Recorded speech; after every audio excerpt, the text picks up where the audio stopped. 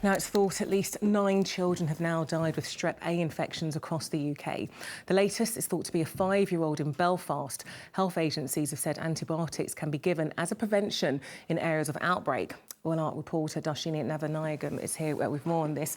Good evening to you, Darshini. Hi. Really sad news coming in, the last few hours? Exactly. It's very sad, and it follows the deaths of 8 other children across the UK, including 5 children under the age of 5 years old.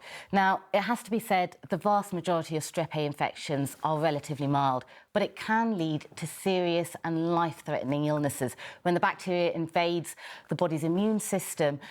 And in those cases, urgent early medical help is vital. Now, one person we spoke to earlier is Alex Lewis, who survived a Strep A infection back in 2013, which led to septicemia. It left his body and his face permanently affected. And he told us how he didn't initially take his symptoms seriously. So my Strep A led to septicemia, toxic shock syndrome, neck-chasing fasciitis as well. So I had all 3 on the go. It was November when I caught what I just thought was a common cold. It got worse and worse over a couple of weeks to flu-like symptoms, but it wasn't enough for me to think that I'd need to go and see my GP.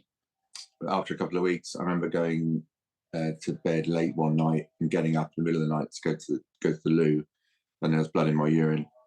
The following day, I was rushed into intensive care in Winchester, and I was placed on life support for 4 days, and then subsequently after life support I was moved to Salisbury, where they amputated all 3 of my limbs initially, and then I was to have my right arm amputated 6 months after that.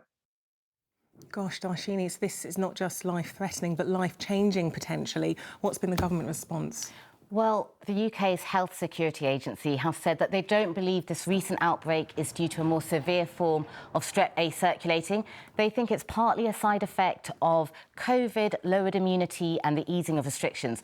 Now, Strep A can be treated with antibiotics, and in the latest development, there are discussions that schools which have had an outbreak may now receive antibiotics from local health protection teams to help treat pupils. OK, so on the whole, as you say, mild, but we've got a GP later to give all of us some advice on this. But for now, Darshini, thank you. And we'll have more on that.